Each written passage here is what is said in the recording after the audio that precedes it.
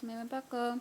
So this will be the start of another weekly vlog, and so far today I've just done some work and whatnot. I had to take my mom to some appointment for her work, and so far today as well I have done some reading. I did start a new book. This is the day after I finished my previous vlog, where I finished perfume, and today I started A Botanical Daughter by Noah Medlock. This is about these two gentlemen named Simon and Gregor who live in this botanical garden. It's like a greenhouse essentially. And they're an unusual pair of gentlemen. I'm just reading the back. Anyway, hidden away from the disapproving title of Victorian London, they are free to follow their own interests without interference. For Simon, this means working his taxidermical art. Gregor's business is exotic plants, lucrative but harmless enough, until his latest acquisition, a strange fungus which shows signs of intellectual beyond any plant he's seen, inspires him to attempt a masterwork through and challenging the life from plant matter. So yeah, we follow these two gentlemen who live together. They're considered bachelors, but it is Victorian London, so their exact relationship would be disapproved in society, how it was even illegal during this time period. And it's not like subtle hints that they're romantically involved. Gregor will call Simon his love, there's love hissing, and whatnot. It's obvious they're together, but yeah. And one day, Gregor does come into possession of this strange fungus, which does show kind of signs of, I guess, more life than usual. The fungus is tries to hide from the sun as much as possible. It was shipped from Indonesia in a crate, and when Gregor tries to open the crate, it shuts it itself. And Gregor, he wants to experiment, give this plant kind of like a substrate. I think it was a place where it could really come to life and blossom and kind of create a mind of its own, a soul almost. And for Simon and Gregor, it is a botanical daughter because the body, I guess, there's the word I was trying to think of that was escaping me, but the body is of this recently dead girl, and for them, if they are successful, it would almost be a surrogate child. They're a child of their own, something they thought because of who they are they would never get. And so far I'm very much intrigued about it. We see, besides the differences in their occupation, Simon working with dead things, he's a taxidermy, while Gregor's working with life, plants and whatnot.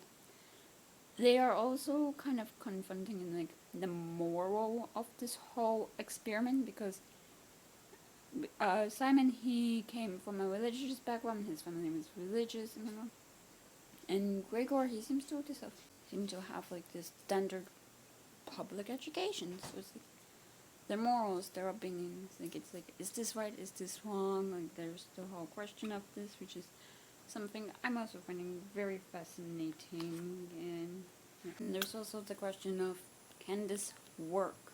Because, can they really give life, or not rejuvenate, but give new life to this recently dead being? Because with the fact the way they're going about it is they're inserting this fungus into the crevices of this body and doing everything they can to ensure this fungus survives, it thrives, it comes more to life, it has almost like a soul, a consciousness, and it's almost like a Frankenstein monster, which is quite fascinating, but yeah, it's like it's gonna change who this person is, and but there's also the question of will it hold like with like will it hold who the person is, like even a bit. There's a quote that really summarizes what I'm trying to say on page 96, which is, "And would she carry within her the shade of constance, like a word may carry with it an archaic meaning? Amongst the darkened arches of the crypt, Simon could sense her spectre, her implication, her culmination. Constance lived in the ghostly realm of metaphor now, her presence merely inferred by the outline of her former existence. The word of her body had taken on new meaning.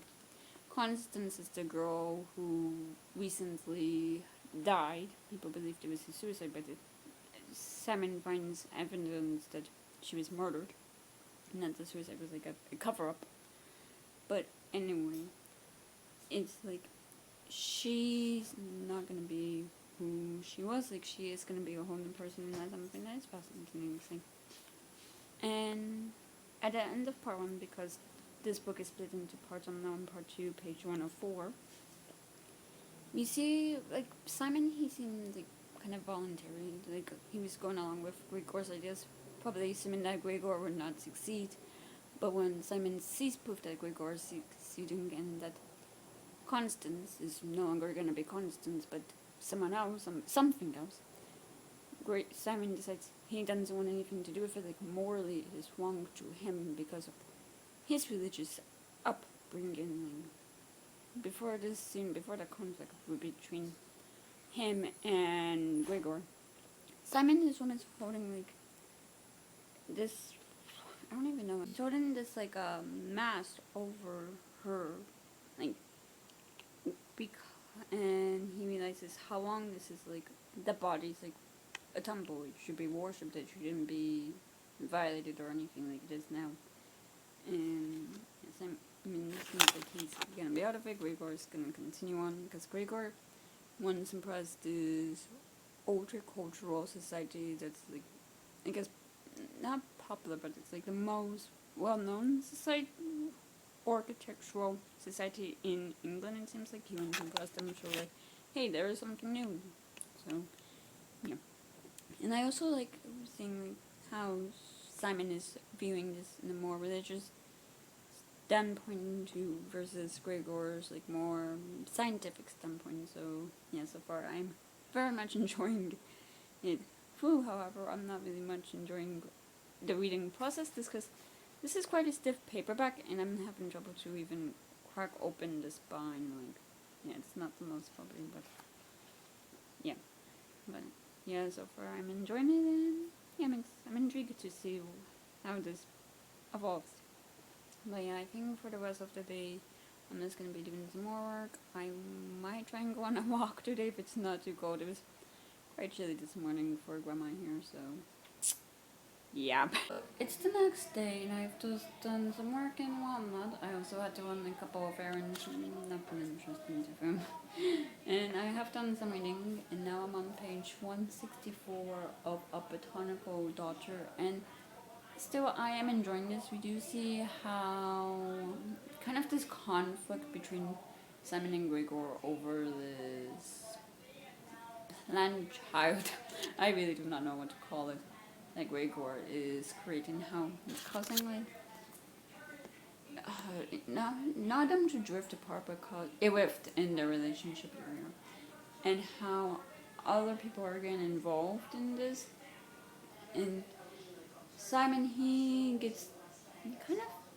hires on this village girl who like came around to do their laundry and whatnot. He hired her father, who he gets this like a corpses fund for his taxidermy like business. He's like, can you please take her on? She needs a job. She needs money. She needs to get out of this village after everything. Like, she needs your help. And he hires her on as like this housekeeper, and she gets involved. Like, he almost takes her on as his surrogate daughter, while Gregor's using the plan child as his. He's using Chloe, the name he gave her, as his plan child. And there's a scene in here when Simon and Gregor are arguing about Chloe, and Jenny, not knowing about Chloe, not knowing about what they're doing to her dead friend's body, thinks they're arguing about her. And the whole scene was just a bit funny to read.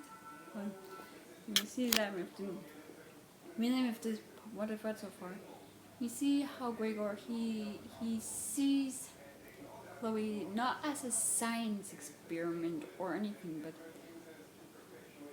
almost like a father with his daughter, seeing his daughter grow and helping to create her. Like, sometimes he'll act like he'll treat her like she's a little girl and he's tucking her in.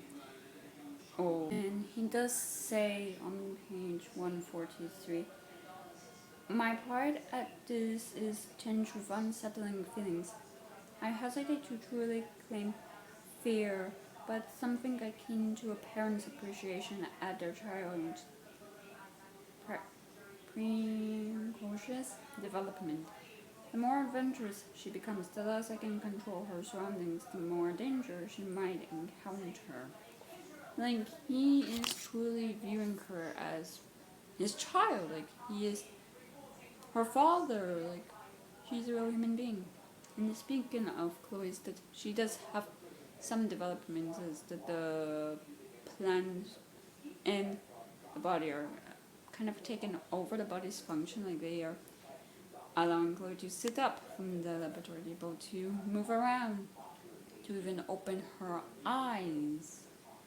And she is becoming more and more like a human being. Like, this planet is developing a consciousness. And yeah, and we see also how, when I said other people got involved, I mean, Gregor, he needs to kind of prevent anyone else from seeing her, because he wants to kind of reveal her at this like royal cultural society when she's fully developed, when she's fully ready, it seems like.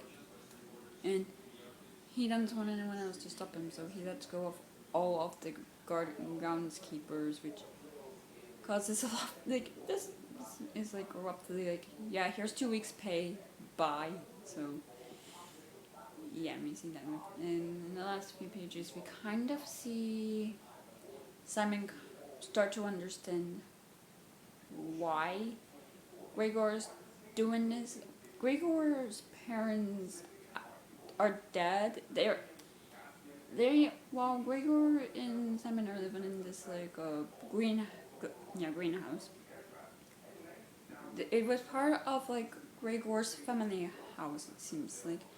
And that family house burned down, and Gregor's kind of just let the earth retake the land it's on. Like, he didn't try to rebuild it or anything, he just let it be. Like, he just settled into the greenhouse. So I'm not sure if, I think the fire took place when Gregor was young, like if he's an orphan, I'm not entirely sure, it doesn't say, but. And Simon seems to come to the realization that Gregor is doing this to kind of create his own family, to, in a way, it's helping him move on from what happened. And Gregor does say this on page 159. A family, Simon. Of course, that's what binds people together. If we can be a family, then the contextual issue solves itself. Mutualism, homemaking, protection. And if ill providence robs one of a birth family, one simply has to find another, or make it from scratch. Like, people come together, and a family does bring people together and make them, I guess, a unit. And it's like, it also in with Simon and Gregor's relationship, it almost, I guess, legitimizes their relationship in their own eyes, or maybe even in the eyes of society, if that's what they want. So, yeah, so far, plot-wise, I'm very much intrigued. I do wonder about Simon, about his background, because he doesn't seem to be the best with humans. He's always like, what should I do? What should I do? Like, are people supposed to be like this or like that? There was something on page 158, I think it was. 158 is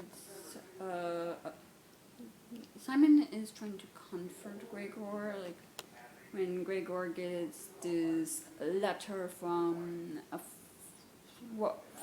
former older cultural society kind of member. No, okay. Gregor, after an incident many years previously, was kicked out of the society, and there's a chance he might be able to re-enter, but it's someone he has a history with, a rival in quotation marks in the book. It's like, oh yeah, I'm president now, I can invite you in, and this causes Gregor to feel well. And Simon on 158 is like, Simon knelt before him so he could look him in the eyes. He heard people like it when you make eye contact. It sounded improbable to him and rather frightful, but he deferred to the popular opinion. Like, this, I don't make the obvious assumption about Simon, but yeah, I don't know if he's on the spectrum or what. Like, yes, but yeah, I do see myself in Simon. I had this because I'm not the best with people myself, generally. But it's like, did he not really grow up around a lot of people? Like, all we know about Simon is that he doesn't seem to really know a lot of people and like how to communicate with people, how to kind of comfort people, and that's what we also know about his religious upbringing. So I'm not entirely sure like if the two are interconnected or what, but yeah. So far, I'm very much enjoying it. I'm liking seeing how it might have initially this whole kind of thing. I've initially bought for Simon and Gregor like apart. Now it seems like it's bringing them closer and closer together. Like maybe they can have a family. Maybe they can actually be parents. Like to this Creech, to Chloe, and maybe they can be parental figures to Johnny, whose father is still alive. So yeah, so far very much intrigued, and yeah, I think that's it for now. So it's the next day, and I've just done some work and whatnot, and I have done some more reading of A Botanical Daughter, and now I'm on page 242, and again, still very much enjoying it. We do see how Jenny finds Chloe, and I guess with Chloe, the Ferns have kind of like overtaken Constance's. Why can I not say that? Constance's like entire body, like her face is like obstructed, like Jenny cannot see her face at all, so she doesn't recognize her closest friend, her lover potentially, and what is being said is being said. And we see how Chloe is essentially her position in this house, so this move from this being the main one to essentially Chloe's governance. Like Simon and Gregor, they have Jenny move into the greenhouse, like, and share a room with Chloe, like, to keep what Chloe is a secret in. We also see how Jenny learns that Constance's body was taken, and how Gregor promises to avenge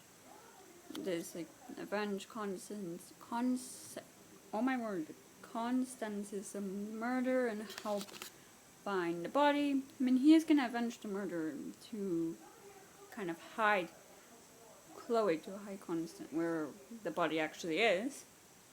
And it seems like now he's doing what he's doing. It's less about the actual like scientific breakthrough, like not wanting to have Chloe exposed. Like it's more like it's less about this big grand reveal that he'll eventually do. This paper he'll publish, like that might be one thing, but it's also about protecting his existence he has with the people he loves, the people who care about, the people who society rejects, like him. And so he confronts Constance's father, who did not like her her relationship with Jenny, who Jenny thinks killed her.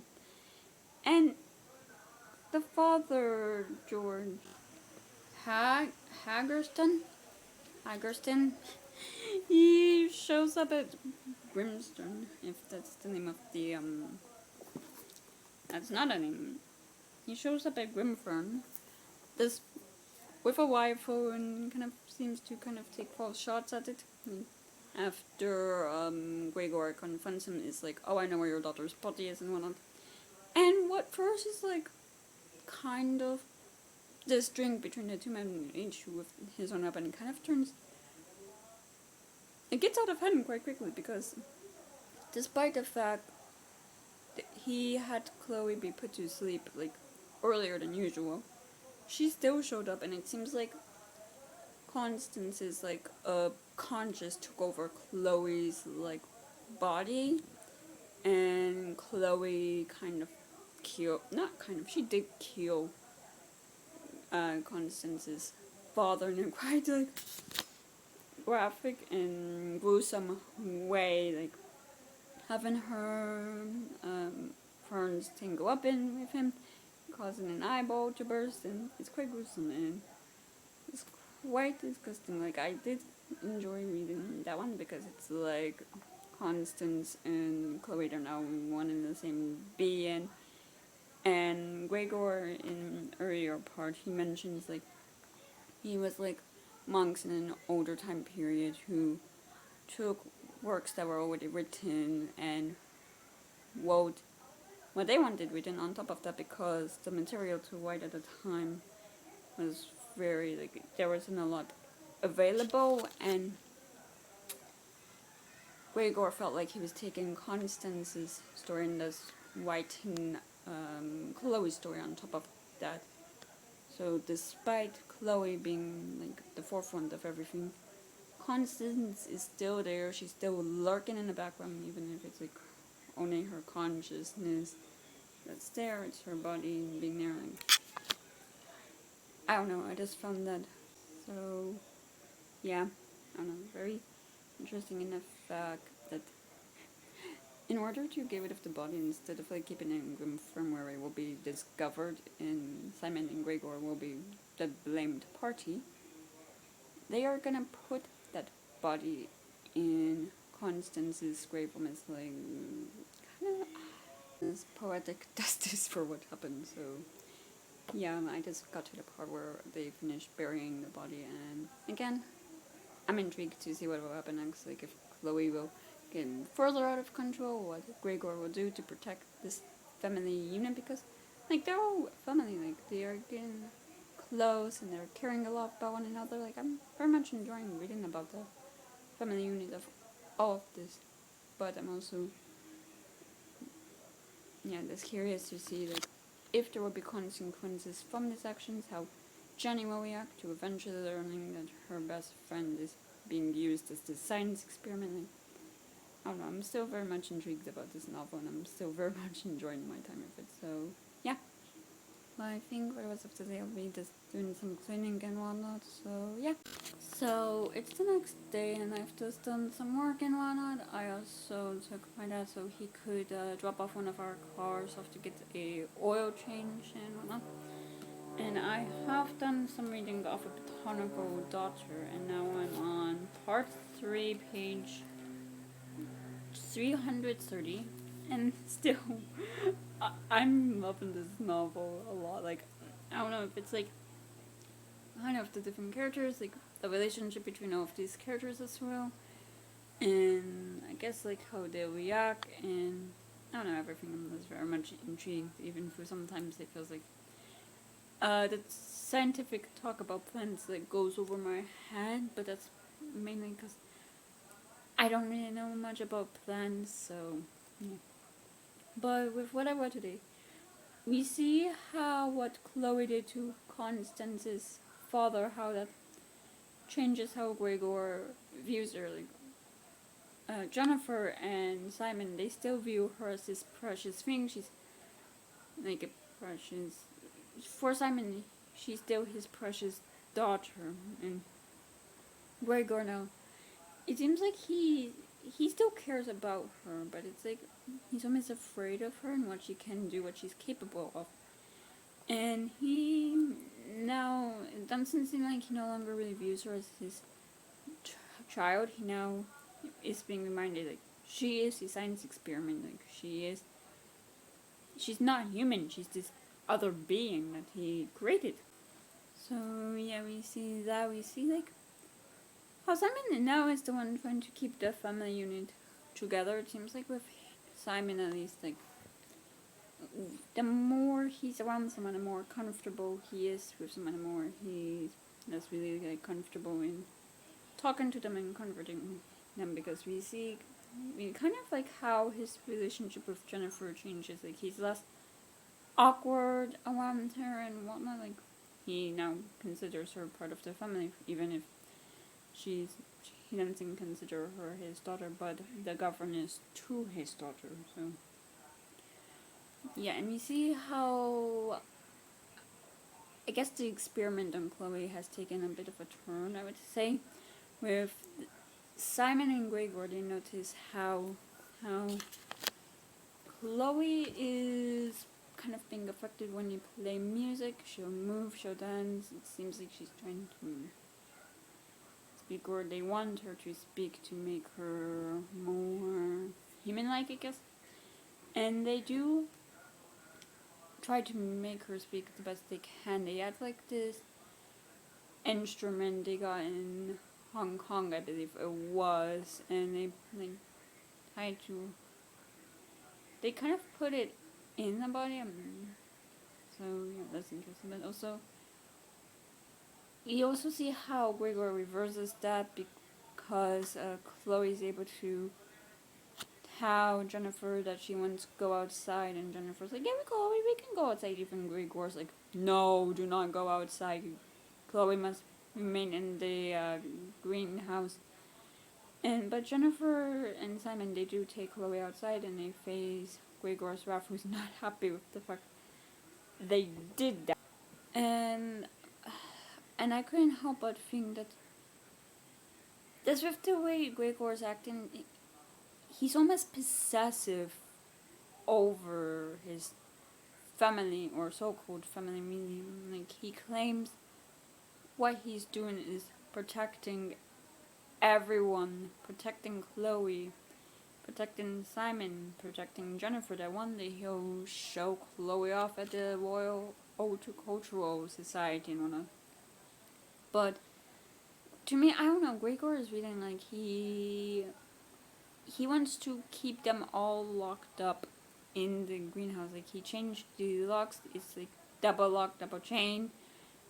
He has 2 of the keys. Simon has 1 of the keys. Like, it's like, I don't know. He's trying so hard to protect his family unit. Like, I think he's just so afraid of losing them, or something happening to them if people find out, or people like turn on them, because of how unconventional really it is with the time period, he and Simon being together, as well with the fact that their daughter is this plant, essentially. So yeah, this is how it's feeling to me. Like, I'm also, it seems like we are seeing, I don't know if he has some, I don't know, his Gregor's moods go up and down depending on really like what's happening in the experiment and how he's feeling about it. Like, 1 second he's in happy, good lucky kind of mood, and then the next he's sour, he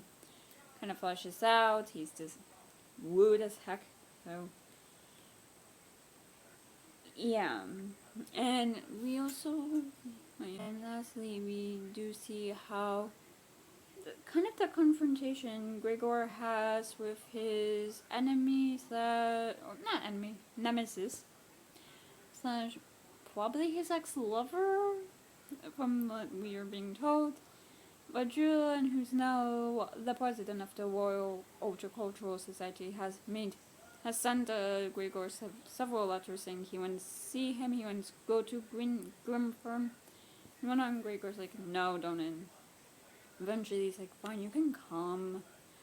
And we see the confrontation on how Julian has kind of changed the path of his life. Like, he's on the more conventional, what society expects of him path, really. Like, he's married to a woman.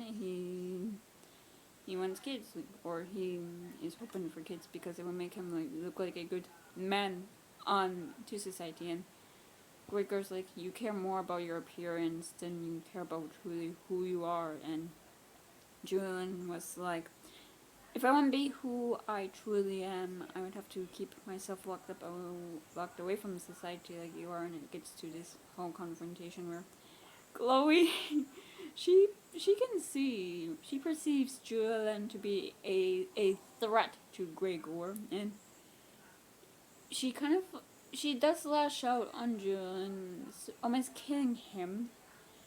And we see Chloe's protectiveness over it. And we also see how Gregor finishes the job and kills Julian. Like, he is on the next stage of life of Simon, but it's also like he is anyone who comes into Grim firm who is an outsider, who isn't part of the family unit. Like, they see Chloe, it seems like they'll die. So yeah, I don't know if something's gonna come of that. I don't know what will happen if, let's say, Simon and Gregor's friend Rosalinda comes around. Like, if she'll say something or do something, and Chloe will attack her, and then one of them will kill her. Not sure if that will happen. I don't think so far, but yeah, so far I'm very much loving it. Like, kind of on how much Gregor is going out of his way to protect his family, or to protect his way of being, because he just cannot afford to lose them. Like, it's like he lost his family already once. He kind of foresee them losing again, but I don't know, because locking them in a cage the way he is, the way it's reading to me, it's like he's essentially locking them in a cage. You know, let them out and whatnot. But if something was to happen, it would be very difficult to escape, and I believe it was told that way that his parents died was in a fire, so yeah, I'm not sure what to make of that, but yeah.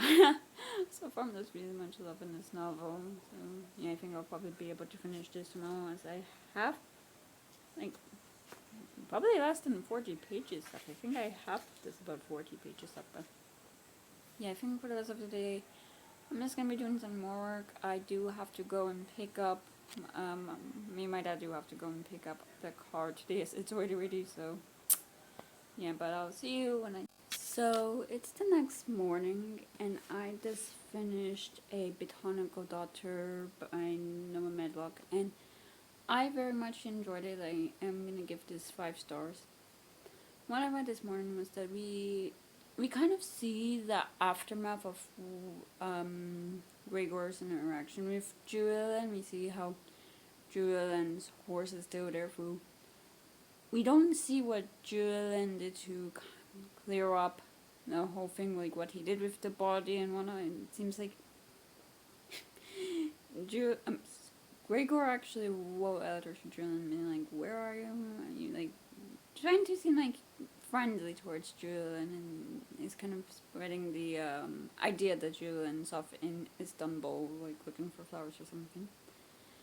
But we see as well how Jennifer and Chloe, they went off together, and it's like, again, I don't know if it's like Chloe's also Constance's like a conscious mind or whatever, like a part of her system or what, but we see in a very intimate moment between the two of them, where they become one essentially, and they cannot be separated. And we see as well how Simon and Gregor, they try to save Jennifer, and they're not able to. They also end up killing her father. Like, a lot of people have died. Well, not a lot, but 3 people have died. And we see kind of like how Gregor realizes he's no longer really the head of this family unit when he sees this change in Simon, how Simon, who was like a previous like submissive figure. I'm sorry, if there's like a sudden spot of sun on my face or if I'm moving the camera, but I do have the sun blazing right into my eye. But Simon, who was a previous like submissive figure in this dynamic in this relationship, he becomes more of a dominant person. Like he kind of finally comes out of his shell. It seems like he finally kind of realizes he can change, I guess. We see how he kind of takes control of the whole situation. We see as well how finally Gregor introduces Chloe, the whole system, to the rest of the royal ultra-cultural society. So yeah, I was just looking over my notes to make sure I wasn't missing anything, but I think I covered important things. But yeah, overall I did very much enjoy this novel. I'm not entirely sure about Jennifer, if she is actually dead. I assume she is, but yeah, we just see how she and Chloe become one system. So yeah, I think that part was just a bit foggy to me, but I did read this novel when I was not entirely awake, but so I might have missed something. But yeah, overall I very much enjoyed this novel. I enjoyed seeing the relationship between the two men, how and I guess family they created for themselves, no matter how unconventional it might have been at the time or released. It was with considering their child is this plan being, who one moment it also seems like their feelings towards Chloe, one second they do consider her their child, and then another they consider her their experiment. I mean, now even Simon does tell Chloe she's not their daughter, she is an experiment. And Chloe did feel like she would call them fathers. And Simon's like, I'm gonna make it clear to you, we are not your fathers, Chloe. We might have been your creators, but we're not your parents. And yeah, so I don't know. Overall, very much enjoyed it and the whole thing. So yeah, giving it 5 stars. And my next read. I'm not sure if I'll be able to do any more reading today. We will see. But I'm planning to read Circe by Madeline Miller, and I think I'm not really much to say what the synopsis is that, and I don't have the dust jacket on, but I think most of you do know what this novel is about. So yeah, I'm still kind of waking up despite the fact it's almost 8 o'clock. I don't know. I do wake up early, but I don't know, for some reason for today I'm just a bit groggy. So yeah, but I think my plans for today, once I'm fully awake, is I'm just planning to do some grocery shopping and whatnot. So yeah, I'll see you. So it is later the same day, and I have done some reading of Circe, and now I'm on page 36, and so far it's about like really getting really into the story. I'm liking the writing style. I did read A Song of Achilles by Madeline Miller like 2-3 years ago, and generally, if I remember correctly, I just found the story to be fine, but so far writing wise I am liking Circe.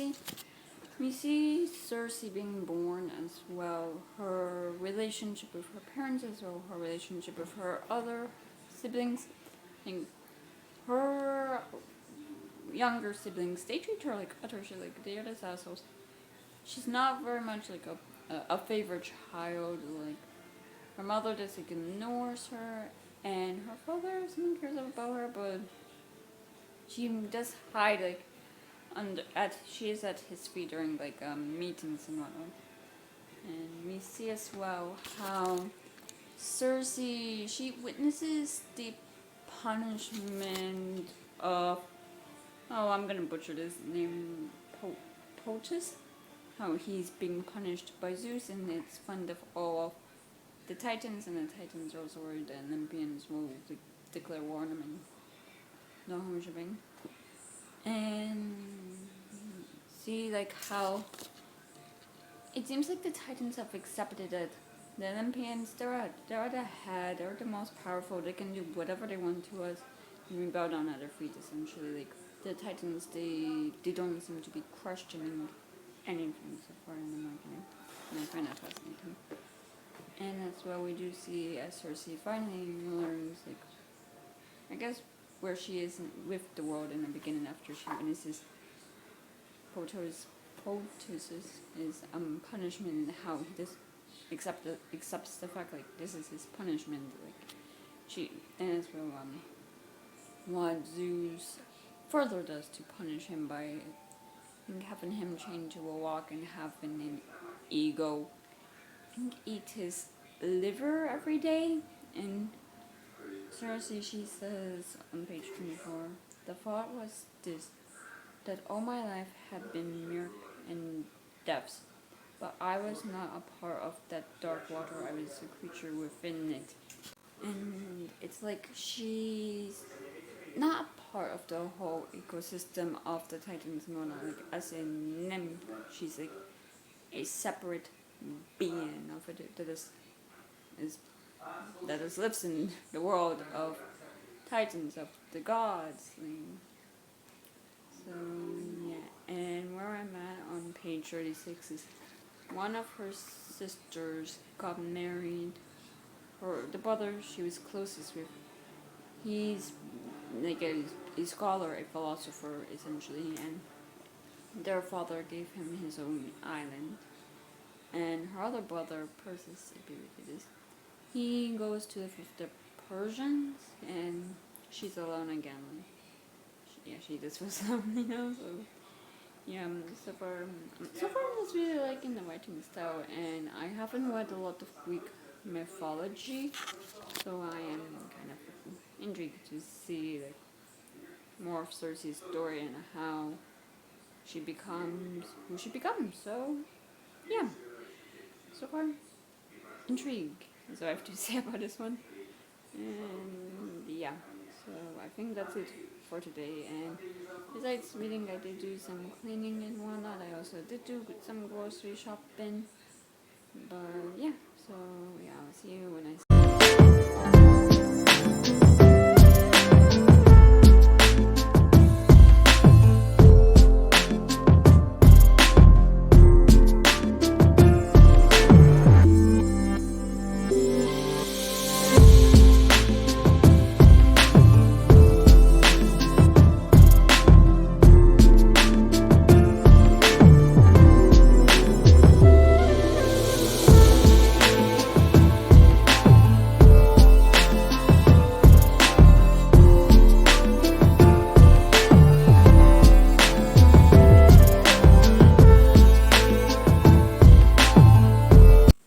it's the next day, and as you saw, I did go out today. There was a tag sale in town next to mine that I went to, and I also went to a library book sale, and I just went on a walk. So yeah, nice day. And I also did go to Trader Joe's, since it was like since my local Trader Joe's is like close to the town where the book sale was happening. So yeah, and at the tag sale, I did get 3 things. First being this bookend, which is a really, there's only one for some reason, but honestly that's all I need right now. This was $1. Next is, oh god, there we are. Next was this like a chest thing, which I think was supposed to be $7, but because I didn't see the price on the bottom one. And lastly is just this basket, which I'm thinking of just storing some pajama and stuff, or maybe socks in it. I'm not entirely sure yet. And the basket was also $1. Whoops, but the chest thing, yeah, I'm not entirely sure what it is, but yeah, overall I paid $3. And at the book sale, I got quite, like, I think 5 books I got. First one being, and this is in no particular order, since this book sale, it was just so crowded. Like, it was in a high school gym, like it was a library sale, but I don't know, it should have been expanded, because it was the kind of sale where it's like there are boxes of books on top of boxes of books. There's a lot of people. It's so crowded and a bit claustrophobic, especially on the paperback section. But first up is Even Who I Knew the End by C.L. Polk. And this is about a magical detective dives into the affairs of Chicago's divine monsters to secure a future with the love of her life. The sapphic period piece will dazzle anyone looking for mystery, intrigue, romance, magic, or all of the above. An exiled augur who sold her soul to save her brother's life is offered one last job before serving an eternity in hell. When she turns it down, her client sweetens the pot by offering up the one payment she can resist. The chance to have a future where she grows old with the woman she loves. And in order to succeed, she is given 3 days to track down the White City vampire, Chicago's most notorious serial killer. If she fails, only hell and heartbreak will await. And I don't know, that's intriguing. Next is Gideon the Ninth, which I believe is two necromancers. A necromancer in space. It's like about Gideon who wants to escape this planet. She's not able to, and I think it's like the leader or someone from this planet is like, I will take you to this torment, and if we succeed, you will have your freedom. So Gideon goes. Next is What Moves the Dead by T. Kingfisher. And I believe this is the one where it's like an Agar and Poe telling. It's like when Alex receives word that their childhood friend is dying, they race to the ancestral home of the Ushers in the remote countryside of Roytena. What they find there is a nightmare of fungi, growths, and possessed wildlife.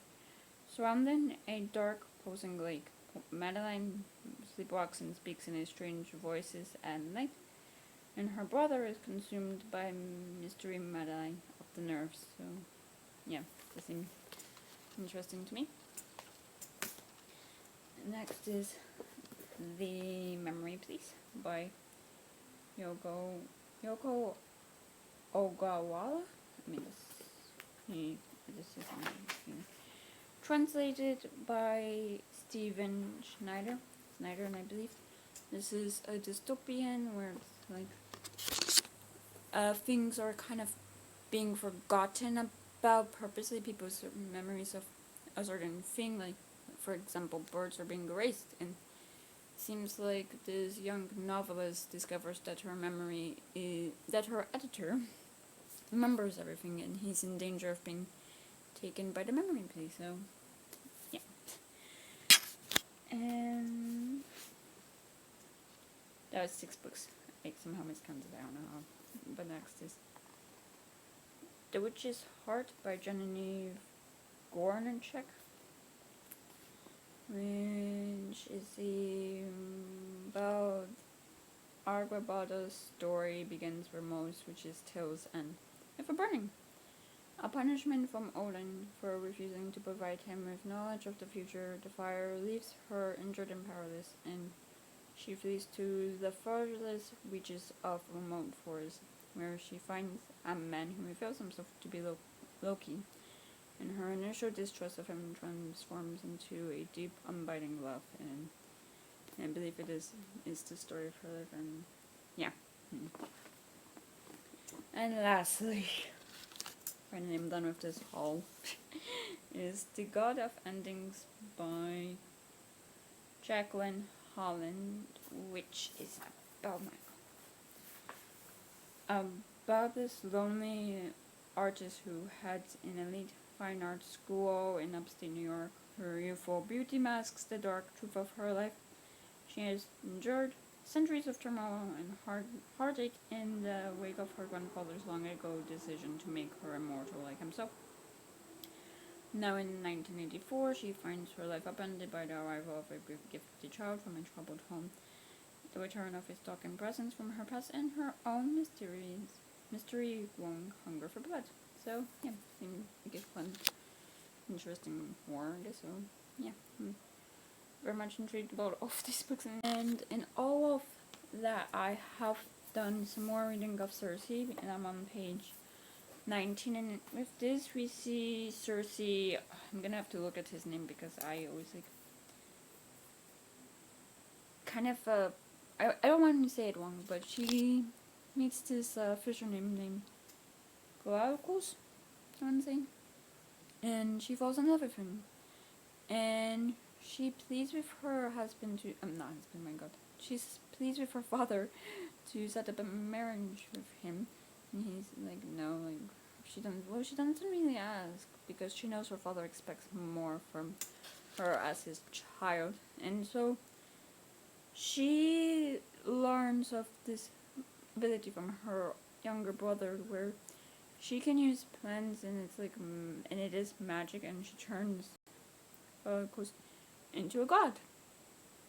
And yeah, we see how that impacts her and the way people they don't want her to do it at all because it's pharmaca, and it's a source of magic, witchcraft, I should say, that the gods fear because it's a power that they don't understand, and yet she does it, and because of certain events, I'm blanking out for some reason. She and her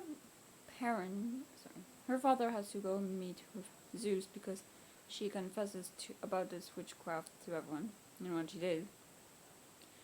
And Zeus is like kind of wants to keep all of her siblings like monitored. Her sister's married to his son, so he'll be monitored. So he'll monitor her. Her younger brother has his own end and will be watched. But because Cersei was warned not to do that, she disobeyed orders. She is exiled to this island, and she initially is like she is kind of afraid of the night because it's like lonely for her. Like she's wound up in a place where there's always someone around, even if she's ignored or there's someone at the dinner table, and she's so alone. Like there's no one around even at all.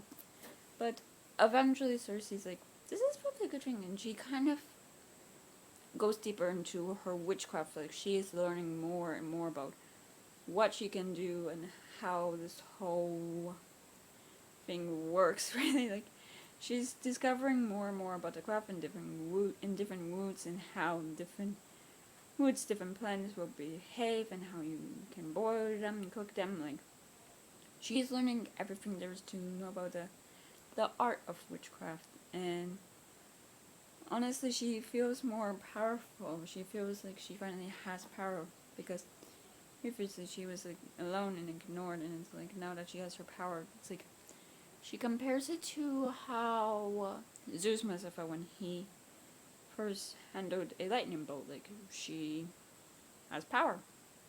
She has an ability to do something, to do more, and it seems like her strongest gift is with transformation. Like she can transform a fly into a toad, for example. So yeah, that's very interesting to see. And as well, now she has a familiar in the form of a lion. So yeah, so far I've really enjoyed the scene. Cersei kind of come more into herself because even if she is alone, she has freedom. Like she's able to express herself the way she wants to. She doesn't have to worry that someone's gonna tell her to stop because they find her to be annoying. Like she wasn't even able to sing because her mother forbid singing because she hated the sound of Cersei's voice. So yeah, so far very much liking this now. I'm very much enjoying it. So yeah, I think that will be it for this vlog. So if you enjoyed it, please give it a thumbs up. Leave a comment below telling me what you've been up to recently. If you want to, please subscribe to this channel, and if you want to follow me on any social media, all those links are in the down bar below. I'll see you guys next time I post a video.